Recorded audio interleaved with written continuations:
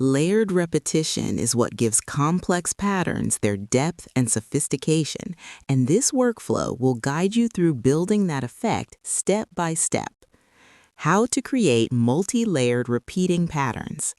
Launch Photoshop and create a new document about 1800 by 1800 pixels to allow space for stacking visual elements. Start by designing your base shape using the Shape tool and place it centrally, then duplicate it across the canvas to form the first repeating layer. Group those shapes and reduce opacity slightly so you can build additional layers above them. Create a new layer and design a second pattern element, distributing copies evenly